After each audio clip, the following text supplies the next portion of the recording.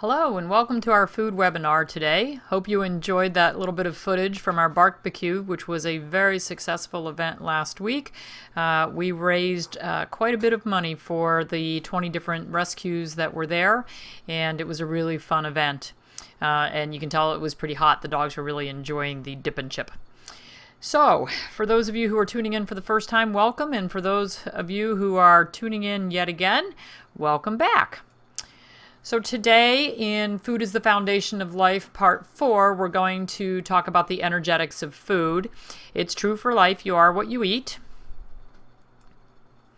And just a refresher, what is real food? Fresh fruits and vegetables, preferably organic, locally sourced, without pesticides. Fresh meats, preferably grass-fed, free-range poultry without antibiotics added, and whole grains, again, hopefully organic would be preferable. So different pet food formulations are going to be useful as we talk about the energetics of food. And whether you home cook, feed raw, or feed one of these products, a refrigerated roll, a semi-moist, a canned, a dry, all of those foods still have energetics, and the energetics of the different ingredients that go in there that we're going to talk about are going to apply to all of these different foods. So just because you are not home cooking or feeding home prepared raw, that doesn't mean that this does not apply. You still will feed according to the energetics of the pets, even if you're feeding a prepared food. So, what are we talking about? What do we mean by energetics of food? Everything we eat has an effect on our body, whether we know it or not. It can be warming. It can make us sweat. It can warm up our body and help us feel warmer and more secure on those cold winter nights. It can be cooling. It can help make you shiver. It can cool you off on a hot summer day. So let's just think about that for a minute. If I was really hot, I was at the beach today, so what would I want that would make me feel nice and cool? I might be interested in a slice of watermelon. Watermelon has lots of moisture, it's kind of sweet, and it's really cooling, particularly if it's fresh out of the refrigerator. What would I not want on a day where I've been sitting out on the beach in 95-degree weather? I probably would not want a lamb sandwich. Lamb is going to be really hot, and or some venison. It's not going to cool me off. It might make me sweat, which might make me cool off. But if you remember, our pets don't sweat. They can only pant. So we really don't want to warm them up when it's really hot outside. So everything has an effect, and today I'm going to give you a lot of lists. So if you don't have a pencil or pen and a piece of paper, I'd recommend getting one, because we're going to have lots of things in lists that you're going to find out what's warming and what's cooling and how it's going to affect the body. So why does it matter feeding the correct energetics to our pets? Well, we can help warm or cool the body to treat diseases that may cause the body to be hot or cold. So most pets that are diabetic have a lot of heat in their body. They're drinking and drinking and drinking and drinking, trying to cool themselves off. A lot of pets with kidney disease may have too much heat in their body, and so they're drinking and drinking. Anytime you have a pet who's drinking lots and lots of fluids, they're probably too hot. Excuse me, I have a cat I have to get rid of. So we can help feed cool, energetic food to help cool the body so that maybe that pet will not drink so much.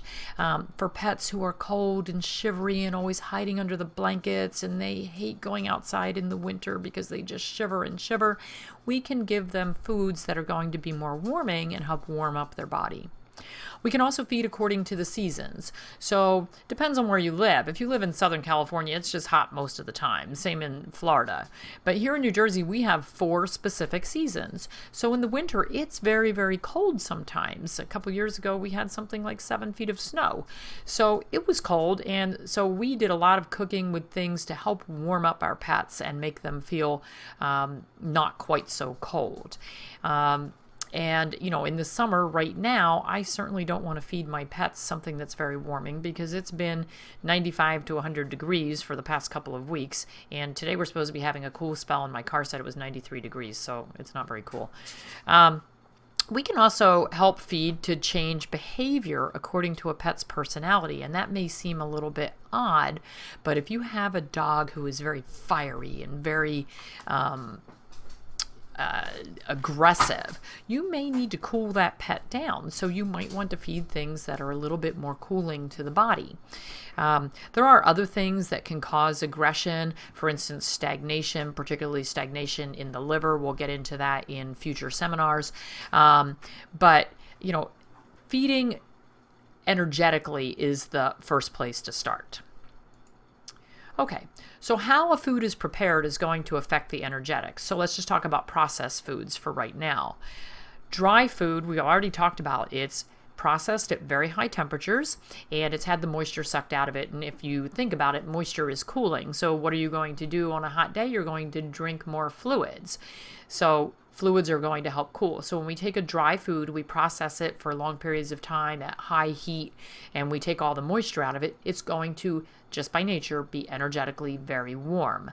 Now, can we play with that a little bit? Sure, we can put cooling ingredients into that dry food, and so one dry food may be energetically much more warming than another dry food. But just the fact that it is a dry food is going to energetically make it more warming. Canned foods are processed at lower temperatures, but they still are processed, so they're going to be kind of middle of the road.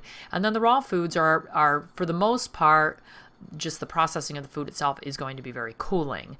Certainly we can feed a warm food that is raw, so we still have to think about the energetics of the food itself. But as we process it, we are going to change things a little bit one way or the other. So if we're preparing home-cooked foods, homemade diets, the hottest is going to be something you throw on the grill. It's usually at high temperatures. It's got just a lot of heat. So that's going to be very hot. I left out broiling because very few people broil food for their pets, but it would come in between grilling and baking. Foods that are baked are going to be at a slightly lower temperature and probably aren't going to be cooked for a really, really long time. We talked about dehydrating treats. So those are baked, but they're going to be cooked at a low temperature. But certainly they're going to have the moisture taken out of them, so energetically baking is going to be fairly warm. When we steam food, we're adding moisture to it, and that's cooked at a lower temperature as well, so that's going to be energetically less warming than grilling, broiling, or baking.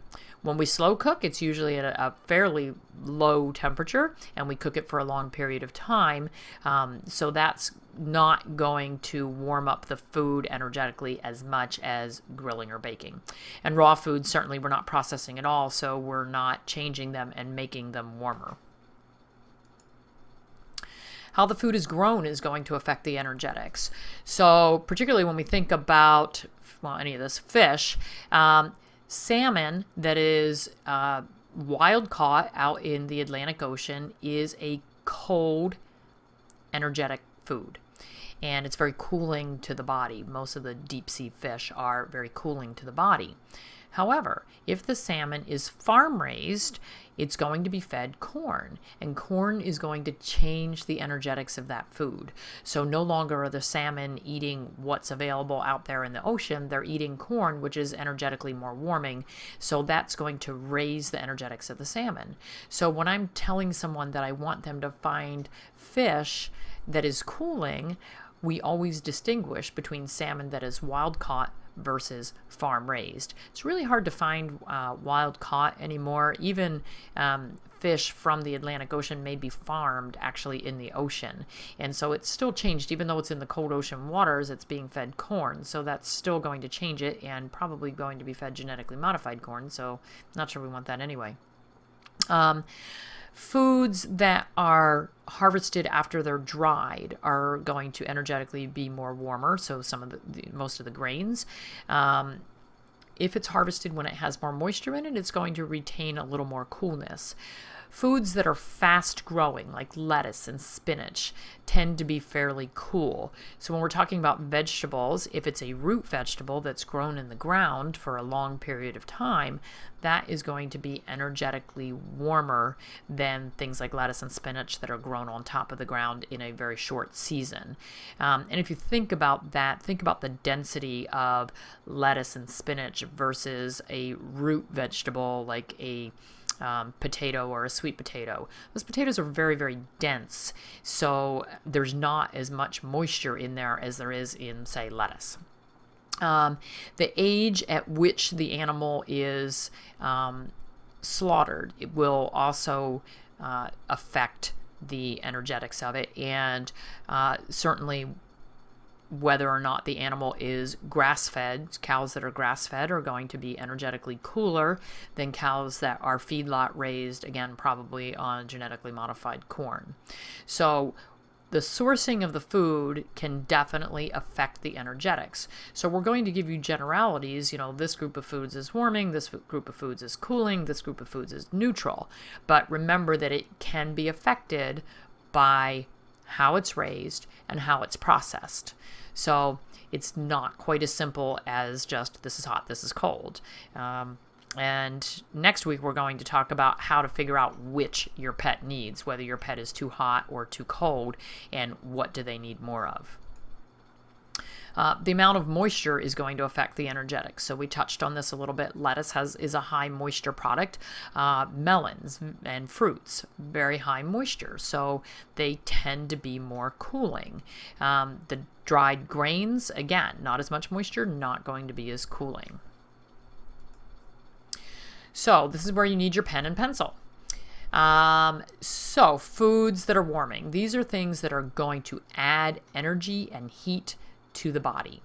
So first we're going to talk about meats, and these are pretty much in order. Lamb is the hottest.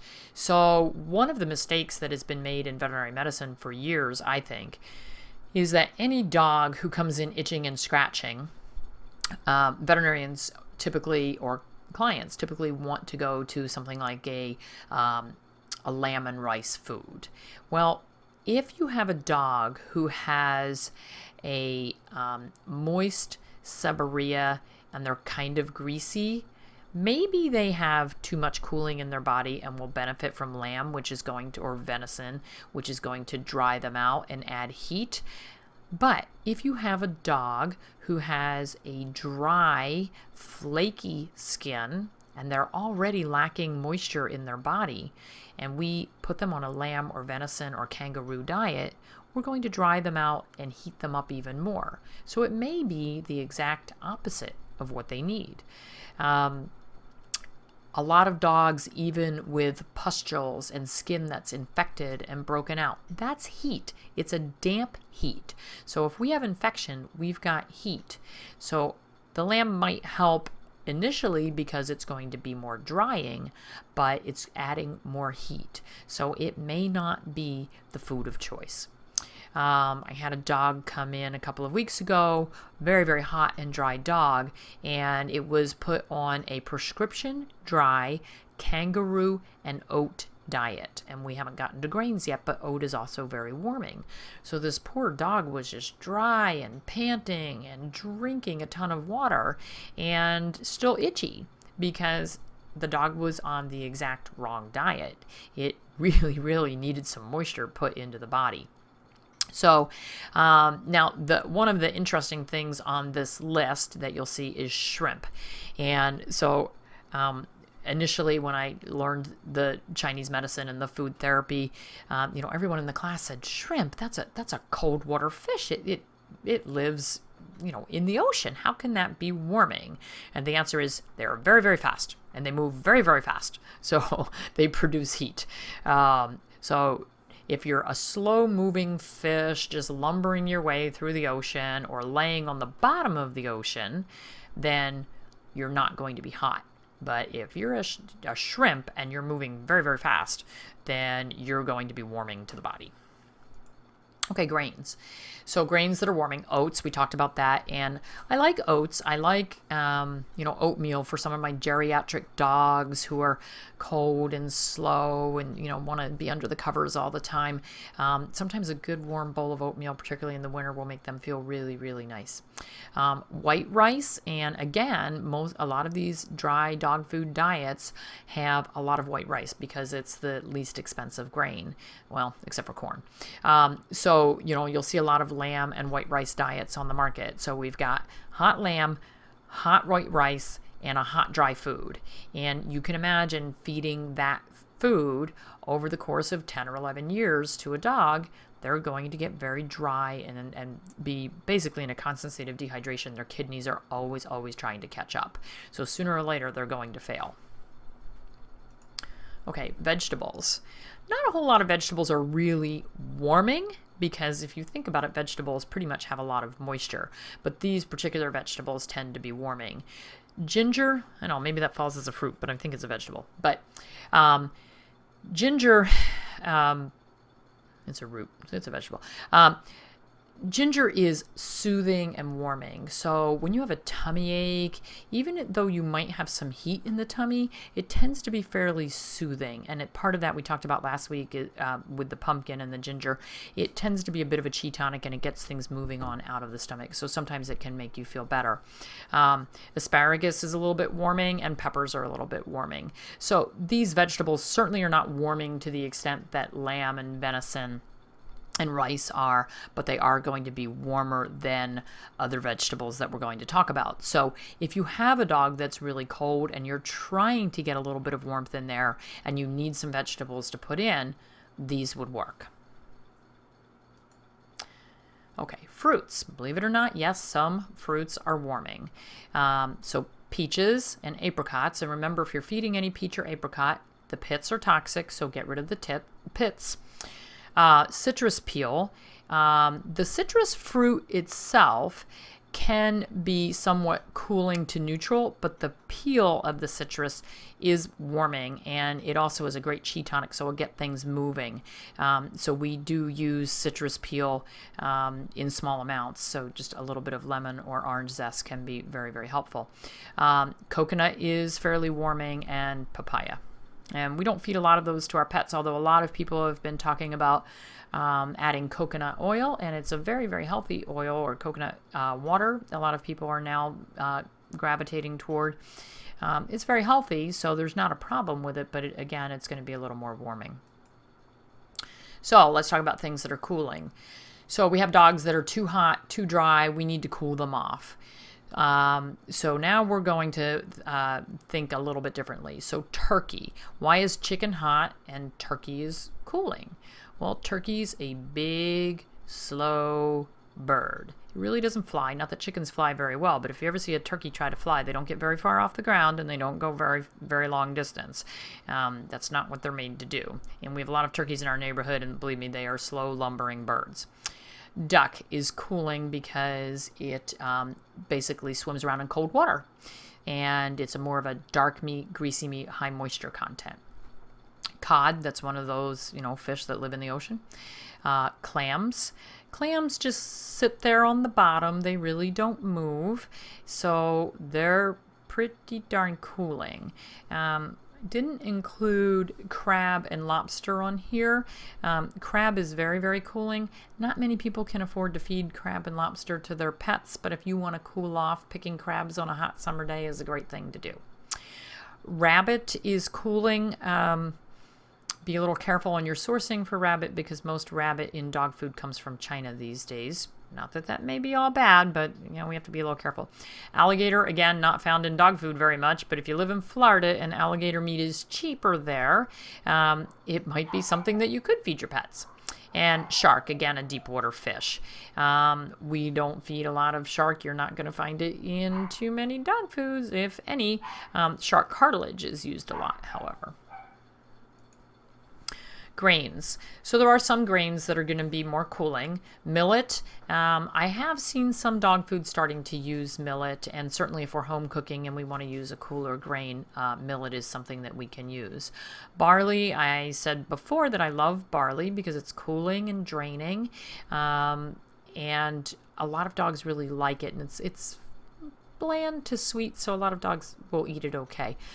Brown rice is certainly cooler than white rice. It also has more color to it, so it's a little more rich, a little bit more reinforcing for the blood than the white rice is. Wheat flour is cooling, but we don't use a whole lot of wheat flour. If you want to use some whole grain or wheat that's been pulverized but not to a flour, and you're using a whole wheat, maybe you could use that a little bit in your home cooking. However, there are a lot of dogs that have wheat allergies because it's been overused in the pet foods. And tofu. Tofu is very cooling. A lot of people like to use tofu. I personally don't like tofu, so I don't use it very much, but a lot of my friends, vegans and vegetarians, love feeding tofu. Vegetables that are cooling. So there's more vegetables that are going to be cooling because these have a lot of moisture. So spinach, yay, it's a good blood tonic and very cooling.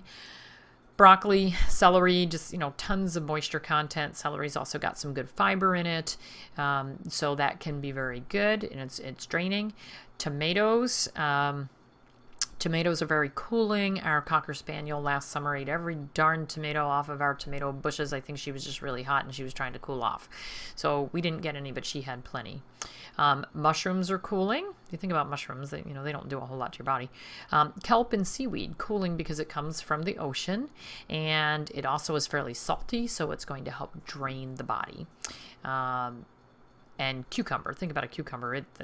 It's all water, fairly bland, but very, very cooling to the system. And sure, your dogs can eat all of these things. When you're dealing with mushrooms, make sure that you are using mushrooms that pets can eat. Somebody asked, I think last week, if mushrooms were toxic, and they're not if you feed the correct ones. Shiitake, reishi mushrooms, excellent. Okay. And fruits. So we already talked about watermelon. Watermelon is one of those things that's very cooling. I have clients sometimes will make for summer treats watermelon ginger ice cubes. So they take watermelon and a little bit of fresh ginger, blend it up in the blender, and put it in ice cube trays and use those for treats for their dogs. It will shut down digestion a little bit, so you don't want to do that right at feeding time. But if it's a really hot day and it's the middle of the afternoon and you want to give your dog a really fun treat, those have been great. And for arthritic dogs, the ginger that's in there can be very soothing. Pears are cooling and draining and moisturizing. I use a lot of pears for what I call snot conditions, but dry eye, sinus infections, chronic sinusitis in cats. If you can get them to eat pears, those are very good. Bananas, they're cooling. They're great to hide pills in. Strawberries. I don't feed a whole lot of strawberries to my dogs, but they certainly can have them. And, we do feed a lot of blueberries. Mango and oranges. So this is the meat of the orange is going to be cooling. And if you think about it, there's just a ton of moisture in there. So foods that are neutral. So these are not going to change the energetics of the body a whole lot one way or the other. So pork. Pork, I would say, is neutral to cool. And you don't find pork in too many dog foods because it's a little bit expensive to put in dog food, but you certainly can use it in home cooked or raw feeding. Please get rid of most of the fat on there. Use fairly lean pork. Chicken eggs. Chicken eggs are interesting because the yolks are actually warming and the whites are actually cooling. So if you eat the whole egg, it's neutral. Tripe and liver are fairly neutral. I have a lot of people that love to feed tripe because of the natural probiotics there and the good bacteria. So if you're feeding tripe, you don't want to feed that bleached white tripe that you see in the grocery store. You want to feed tripe that's been sort of rinsed, but it's still green and really smelly. And I have to say, tripe is the one thing I can't wrap my head around. It smells so bad. I can sort of feed the Darwin's frozen tripe, but I got to tell you, I can't even let it sit in my trash can, the wrapper. I've got to get rid of it right away. Beef can be fairly neutral to warming. So if the beef is grass-fed, it's going to be fairly neutral to maybe a little bit warm. If it is fed corn and it is feedlot fed, it is going to be warming to the body. So we have to be a little more careful with that. But even corn-fed beef is going to be cooler than lamb and venison and kangaroo and chicken, the things that we talked about earlier. Salmon, we already talked about, depending on how it's raised. It can be neutral to fairly cool to fairly warm. So again, check on the sourcing, but that can be really difficult. I don't know of any pet foods that say on the label salmon farm-raised versus salmon wild caught. And I don't think we're going to see too much wild caught salmon in dog and cat food, because right now it's running about $20 a pound. So then that's if you can find it. Tuna, sardines, and catfish are fairly neutral. Sardines are one of my favorite things. I feed them a lot because they're a great blood tonic. They've got the little bones in there for calcium. Dogs usually love them. And again, I have clients who just say, I can't feed those. They smell. Plus, it looks like a whole little fish minus the head. Catfish, if you're in an area where you like to fish and you catch a lot of catfish and don't know what to do with it all, you can feed it to your dogs. I had a client who loved to fish for bluefish, which is a fairly deep water ocean fish, so it would be neutral to cooling. And he didn't like bluefish, and neither did his wife, but he loved to fish for bluefish. He was ecstatic when I told him that his Weimaraners could eat that bluefish. And the dogs had been coming to me for years for chronic ear infections, and as soon as he started feeding the bluefish, the ears were much better, and the dogs actually looked a whole lot better. So grains and beans that are neutral. Corn is fairly neutral and fairly sweet. So even though we give corn a really bad rap because it's genetically modified and used in so many dry dog foods as the main protein source, it actually isn't bad. So if you're home cooking and you want to, particularly if you grow corn in your own garden and you're not adding a lot of pesticides and fertilizers and, bad stuff to it, and you want to scrape some corn off that cob and use it in your home cooking, that's going to be neutral and fairly sweet and really fairly easy to digest after it's been long cooked in the crock pot. So most dogs really like it.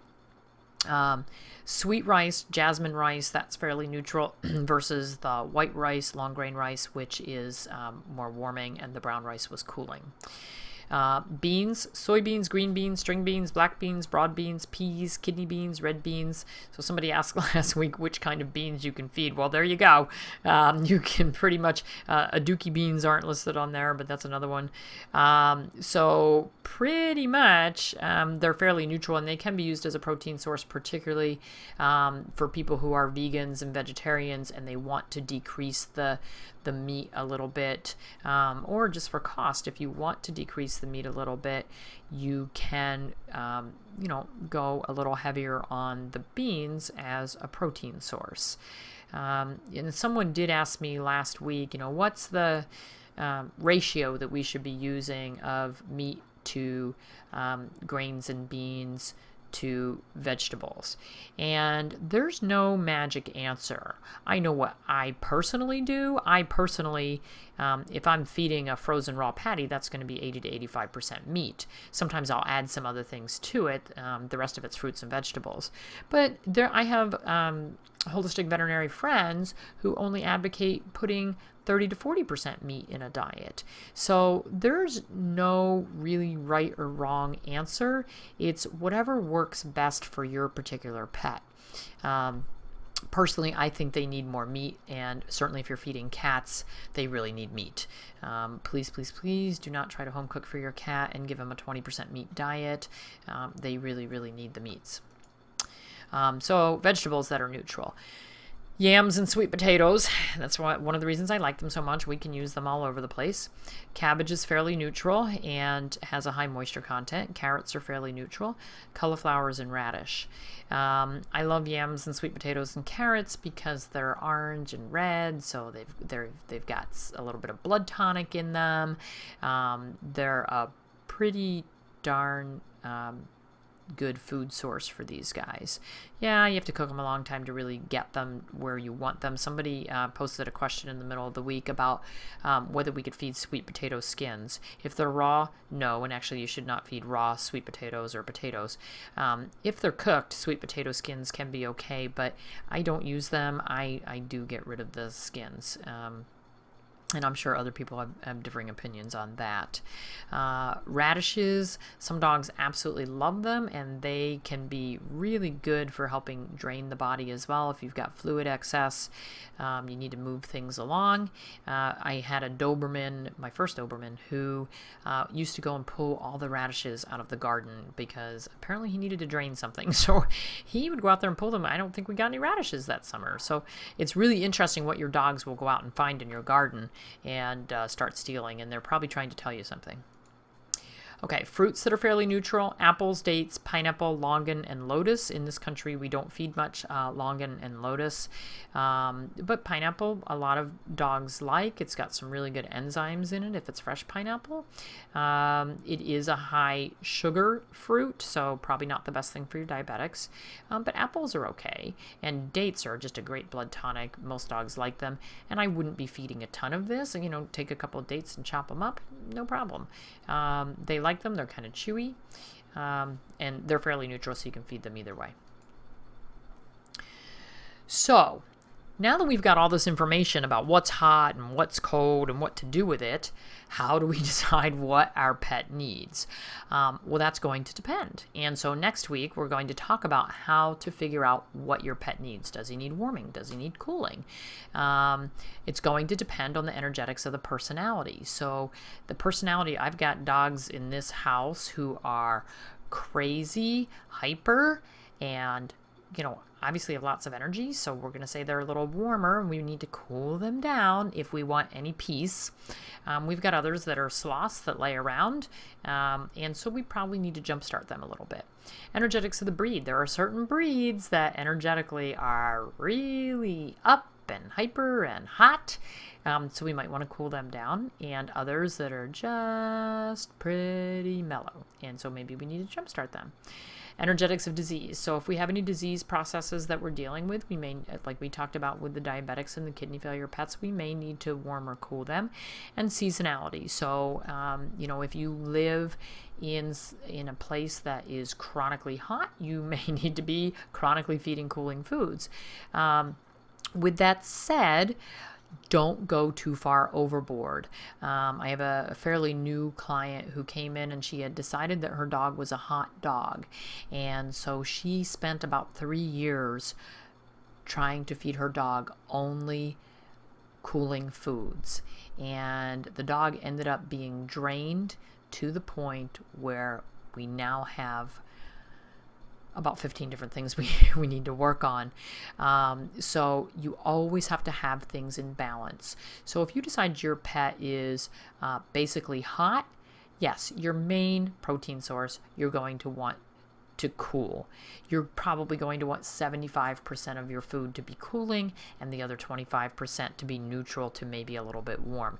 You don't want to go too far in one direction or the other. And that's one of my problems with lamb and rice or kangaroo and oat dry dog food. That's hot on hot on hot. And so we just end up with, too much of one thing. So everything has to be balanced. Okay, so we're ready for questions, and I would bet that our little friends may come see us soon, if Hugh gets the message. So, questions? Okay, first question, and it refers to an earlier slide, I think when you were showing a bunch of meats. Are all of these meats okay for a regular daily diet?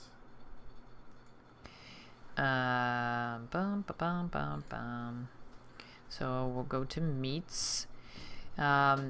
So for these meats, depends on your dog. I am not a huge fan of using only lamb, only venison, only kangaroo, or only chicken.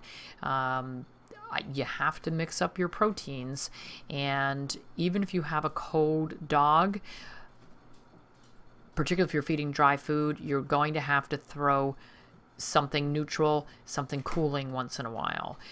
You don't, again, it's all about balance and not going too far in one direction or the other. Oh, our little friends are coming. The little friends are now going to be 4 weeks tomorrow. So there's Snap. And I have to say, these guys are hysterical now because they're trying to walk and growl at each other. Come here, Stripey. Oh my. This is the last time I'm going to be holding them in one hand because they're getting too big to hide. And see, you guys just see little lumps here, but they are trying to run around the house, which is really funny. And they're trying to play with each other, and you should hear them when they growl and squeak. They sound like little chipmunks. They're really funny. Hi. Can you talk? You know? All right, bye-bye. Let go. Okay. Okay. Alright, so next question. Hi, Dr. Judy. For a sensitive stomach like Lakota, are eggs okay? Can I hard boil them? How else can I try to cook them? Okay, eggs are neutral if we're feeding the whole egg. So, yep, we can feed those pretty much across the board. I love eggs. And even with a sensitive stomach, eggs are pretty easy to digest. Probably, you can do hard boiled, but if you want really easy to digest, a soft boiled or a softly scrambled. Probably going to be the easiest to digest and feed it at body temperature. And I think Lakota would love that. Eggs okay if eyes have fatty lipids. So that's all it says. I don't know. Okay. Oh, eyes as in EYES? Yes. Okay. Are eggs okay if the eyes have fatty lipids? Which I don't see too much in dogs. But yeah, dogs don't really have cholesterol problems unless they are hypothyroid. If they're being treated for their hypothyroidism, then it's fine. So I pretty much haven't found a dog that I would not allow to eat eggs. I really like eggs, and they're very, very healthy, easy to feed. So yeah, I would not have a problem with that. That's all we have at the moment. Maybe another will roll in here. Can remind people to follow on YouTube. Okay. So, all right, there's no more questions at the moment, so we'll give it a minute or two. But so one of the things that I want to remind everyone, we have one more webinar coming up next week, and that is going to be on the energetics, figuring out the energetics of your particular pet based on personality and tongue and coat and where they sleep and what they do and activity level, all those sorts of things. So that's what we're going to talk about. And then we are going to take a 2-week break for a couple of reasons. One, my production team will not be in town, and if you think I can do this by myself, you're wrong. I just am the face in front of the camera, and I don't know how to do any of this because I'm computer stupid. So we will be having a 2-week break after next week. The other reason for the break is I need to get more webinars put together. I had this burst of energy at the beginning and got the first 4 put together fairly easily, and I'm still working on the one for next week, so hopefully we'll have that all put together, and then I need a little break to do a little catch up and get a few more in the can, as they say. Okay, and this is sort of more of a comment about what you last said. I've heard that egg yolks are not good for stones. I've heard that egg yolks are not good for stones. Depends on the types of stones, and certainly if you have a dog with oxalate stones, that's that's a sticky wicket all the way around. So we're going to do a webinar later on about bladder stones because they are a bigger and bigger problem in my practice and in other practices. So we do need to address them. But, for the most part, I don't have a big problem with eggs. For people who are dealing with oxalate stones in their pets, there are lists on the internet of foods that are high in oxalates and things that you should avoid. So if you're dealing with oxalates, you might want to look one of those up. I will give you that list when we hit that point in the webinars.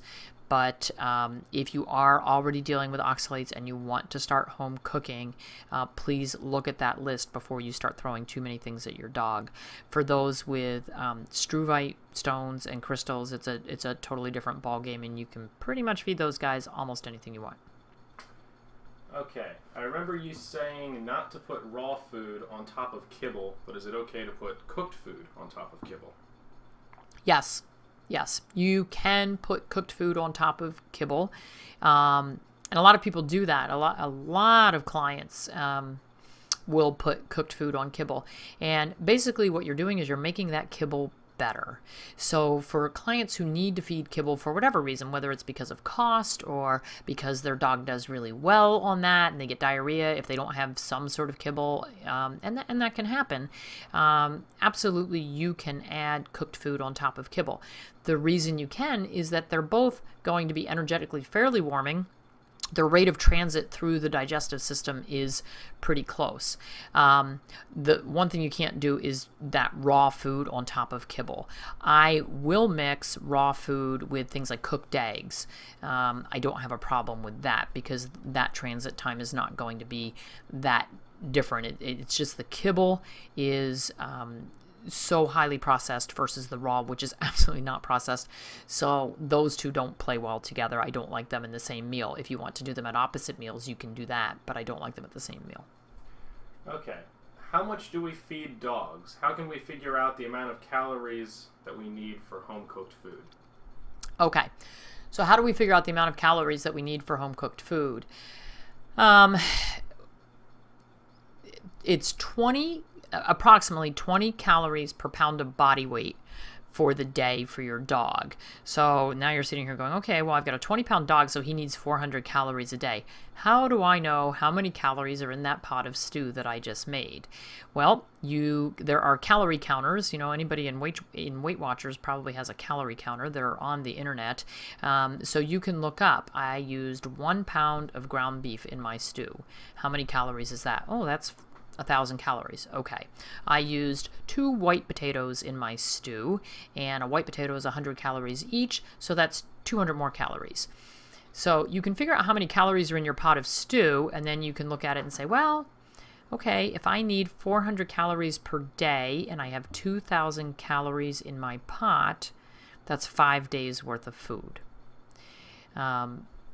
So that's kind of I say it's simple, and for some of you who don't like math, you may be going, oh my Lord, you're killing me here. So my answer is, don't worry about it. I don't figure out how many calories are in the pot of food that I make for my dogs. If I were going to do only home-cooked food for my dogs, I would make my pot of food. I would start feeding about a half cup per 15 pounds of body weight twice a day. And I would weigh my dog every week.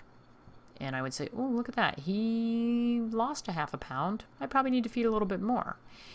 It's not an exact science. And again, it's going to depend on the energy level of your dog. Crazy Shayna, we talked about her last week. Crazy Shayna will eat twice as much as Pookie, and they weigh exactly the same.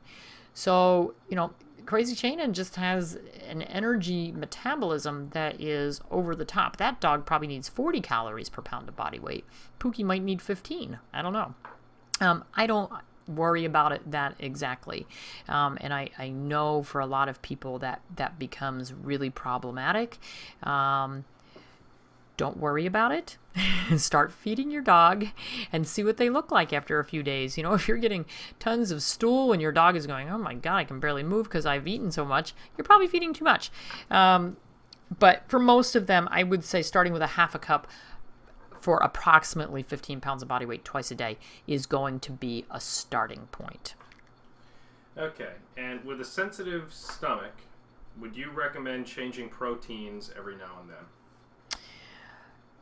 I recommend changing proteins every now and then for everything. Now, with that said, I had a cat that came in with inflammatory bowel disease, and this cat has been on chicken for a year and a half, 15 different kinds of chicken diets from a bunch of different veterinarians, and this poor cat just has wicked diarrhea all the time.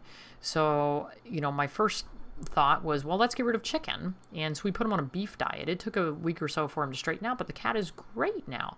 So now the question becomes, when do I change up this cat's protein? Because he's doing really well on beef. And I know after suffering through a year and a half of chicken diarrhea, the owner is not going to be real keen on switching proteins anytime soon. So I'm not going to switch proteins anytime soon. But we'll give it a few months. And if things are going well, we'll start introducing little bits of something. So if you have a pet with a sensitive stomach, you need to do your changes gradually, and you need to add small amounts of things each time you make a change. Going cold turkey can be a little ouchy for all involved, those who are puking and those who are cleaning it up. So be a little bit careful with that. So one of the things I want to reiterate, if you're feeding a dry food, remember we talked about the origin foods a couple webinars back, probably every webinar.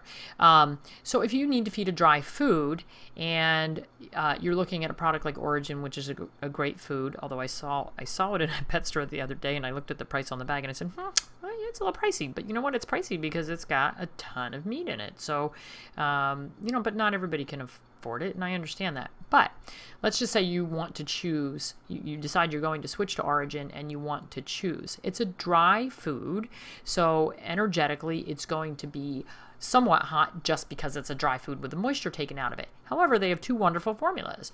They have a 6 fish formula, which is, 6 Canadian wild caught fish. So remember, fish, they're going to be energetically cooling.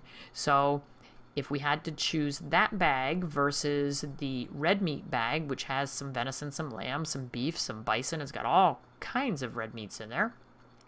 The red meats, I like theirs because it's a little more balanced. It's got some beef and bison, which are more cooling, and then some venison and lamb, which is more warming. So it's a little more balanced. But if you have a dog who's really, really hot, you don't want to pick that red meat formula. You want to go with the fish formula, which is going to be more cooling. If you have a dog who's a slug and never gets off the sofa and they always want to be under the covers, well, you probably don't want to choose the fish formula. You want to choose the red meat formula because that's going to give them a little more warmth to their system. So that's how you use these protein and vegetable and fruit sources to decide, even if you're going to continue to feed dry food or canned food, you pick your proteins in the dry and canned food based on what they're going to do energetically to the body. So, if you have a really hot dog, you don't want to buy a can of lamb meat dog food. You want to buy something that's going to be more cooling. So look for a rabbit or a duck, or maybe some sort of fish, which is still going to be cooler than lamb, even if it is a farm-raised fish. So that's how you can use these energetics to choose the food, even if you're not home cooking, even if you're not feeding raw, you can still use a processed food. You just pick your proteins in those processed foods based on the energetics. That's all we got. All right, so that looks like a wrap. I thank all of you for tuning in. And we'll see you next week. It will be at 6 o'clock on Sunday again. And then after that, we will have a 2-week break. And that'll give us some time to catch up. And you can all think of questions and send them to me because we'll be looking for ideas for the future webinars. I've got some ideas in mind, but certainly I know some of you watching are having some issues with your own pets that you're concerned about getting them addressed. So maybe we can move those up in the series a little bit. So once again, thank you very much for tuning in and have a wonderful week ahead of you. Thank you for joining us for our food webinar. Remember to follow us on all of our social media on Facebook and Twitter at ClaytonVetNJ. That's ClaytonVetNJ. Remember to visit our website as well for more information about how you can help your pet live a healthier lifestyle.